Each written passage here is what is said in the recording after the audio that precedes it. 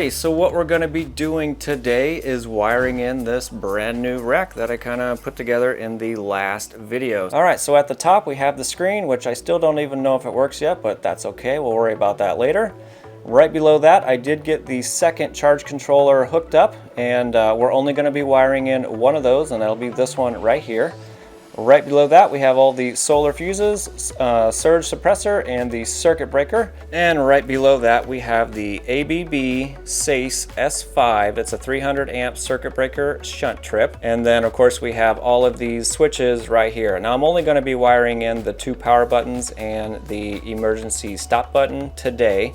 The light button and the fan button I'll worry about another day. And then right behind that, I'm gonna have some terminal blocks, and then there's another one of these that's right back down there. It's gonna be the 48 to 12 volt converter that I can basically power these LEDs with. All right, so quick rundown how it's going to be wired. Solar's gonna come in through the bottom of these fuses right here, and then it's gonna come out the top, but I'm gonna make a little copper bus bar so these 4 can be connected together. These 4 can be connected together. This is gonna be positive, this is gonna be negative, so the little bus bar is going to be coming up, and then from there I'm going to attach 2 wires. 2 wires are going to go over to the surge suppressor, and then 1 to the circuit breaker, and then again for the negative. This one right here is your earth ground. I'll get that a little bit later. So now our solar is going to be coming out of the circuit breaker right here. So the negative is going to come straight up to the charge controller. Positive is going to go down through the shunt trip circuit breaker and then out the bottom and then back up to the charge controller. And that's also to ensure that the solar shuts down if this thing trips.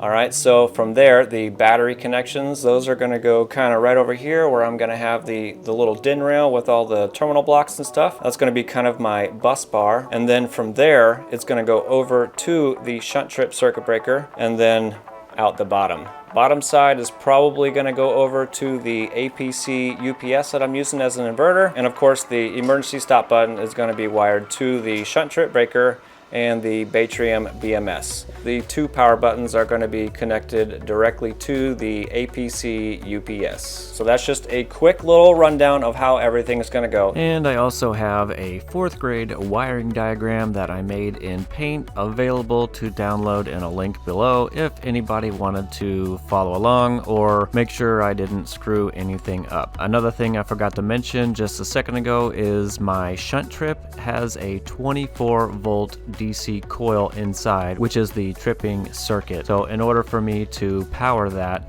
I decided to make a connection at my half rack, if you see right here, basically at the 7S connection. So that 7S connection is going to be a 24 volt connection, and that's going to go over through the terminal blocks, and that's going to go directly over to the emergency stop switch. And also from the terminal board, that 24 volts is going to go through the expansion board and then over to the shunt trip, and that's going to be the automatic shutdown or critical shutdown event or whatever you want to call it. That's how it's going to be automatically shut down. And if I want to shut it down in emergency, I can just hit the stop button. The reason I decided to go at the half rack 24 volt connection is because I didn't want to get a 48 to 24 volt converter just because it would create one more thing to break down. I wanted a direct connection. Alright, so this is going to be most of the items we're going to use to wire everything up. We have a bunch of 2 gauge wire, and I'm going to be using this pretty much everywhere except for maybe just a couple connections. I do have some 6 gauge wire probably laying over there on the ground that I'm going to use as well. This wire right here is the battery sense off the charge controller. We have some Ethernet cable that I'm going to use for the little tiny power switches. Heat shrink, of course. Some 16 gauge silicone wire for basically hooking up power for a random place. 1/8 inch copper for the little bus bars that are going to go into the solar fuses. DIN rail terminal blocks. Half of it's going to go on the new rack and the other half is going to go into the Powerwall. Right up here we have the HRC fuses and the little disconnect box, 48 to 12 volt converter, and that's mainly just to run the LEDs on the switches. Right up here we got some fuse holders and some ceramic fuses, and right over here we have all of the termination furls, heat shrink connectors, and of course the copper lugs. And if anybody's looking for anything like this, I will have most of the items linked down below. All right, so the first thing we're gonna do is make a bus bar that connects to all the solar fuse holders so everything can be combined into one. And we're gonna be doing all of that off of this 1/8 inch copper. So I'm gonna grab all the fuses real quick, bring them over here, and do some measuring.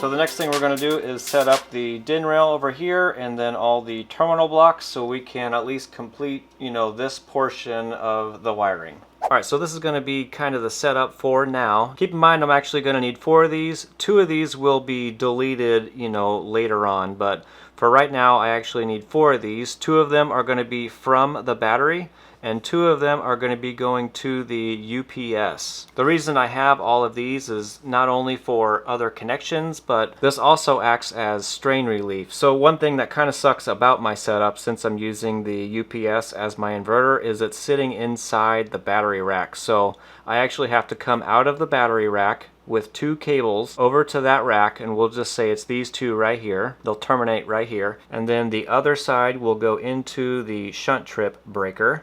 Alright, and I'll also have a smaller wire coming over here to give these 48 volts.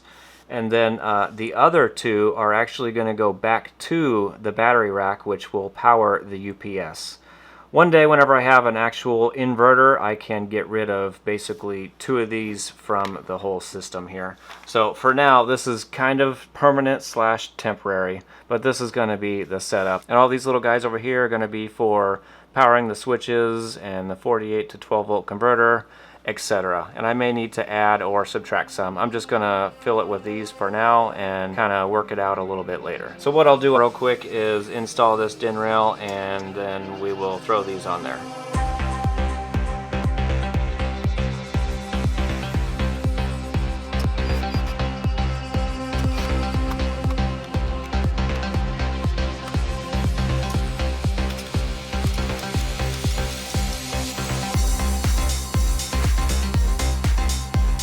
Alright, so the next connection we're going to do is from the charge controller, and it's going to be the battery connections, and this is going to go from these 2 terminals down to the little bus bars right here. And from here I needed another connection because we're going to loop around to the bottom side of the shunt, and then from the top side of the shunt we're going to loop around and go to these connections right here. And what's going to happen from there is these 2 connections right here are going to loop out the back and go to the APC UPS, and these 2 connections are going to loop out and go to the battery. So these kind of serve as like a dual or triple purpose because I needed multiple connections. So I needed the bus bars in there, and I needed a strain relief just in case, you know, wires get tugged on or whatever.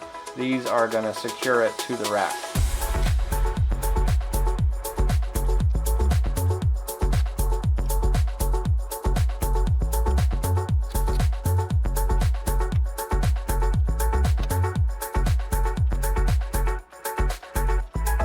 So from here, we're going to come out of the shunt trip on the top and then loop around to these 2 connections right here.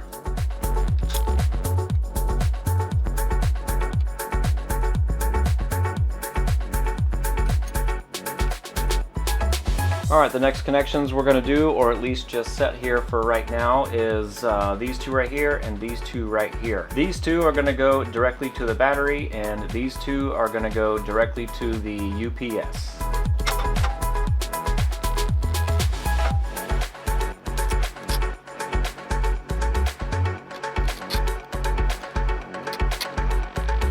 Alright, so the next thing on the list is the 48 to 12 volt converter. And I think I'm going to land these guys right here, and these go to the UPS. That way, if there is a shutdown, it'll also shut down the converter. And of course, these ends are the positive and negative to all the switches, which I'm gonna wire on another video because I'm gonna call it for this video right now, so I don't waste any more of your precious, valuable time. And just FYI, this is probably gonna be a 3-part video because, hey ho, here's Horace now. This is probably gonna be a 3-part video because otherwise it would be like an hour long, because I have over 450 gigs of video to rummage through. Yeah, I don't know how I did that, but I did. So anyway, I hope this video wasn't too boring, and yes, I did use my vise to crimp those wires because I don't have a proper crimping tool to crimp the bigger lug or bigger gauge wires. I do have these from Lauren's grandpa, but it only does like maybe 6 or 8 gauge wire, and whenever I crimp those wires I get the wings out the side. So anyway, yeah, these are the only crimpers that I have, and they're technically for like some old telephone system or something like that. So yeah, I do need to get a proper crimping tool for the bigger gauge wires. Yes, you can definitely call me out all you want in the comments section down below. Alright, so the next video is going to be removing the UPS out of the case because I need to open it up. Hey dude.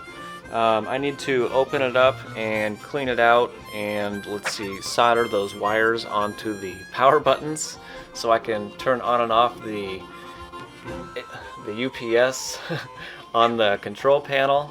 And there's some other thingies I need to do inside that as well. So stay tuned for part 2. Come here. Yes. Turn. Turn so we can point at the camera. Ugh. Turn it this way. Alright, that's pretty much all we got. Don't forget to like, comment, and subscribe. And we'll see you on the next one. He definitely likes the strings.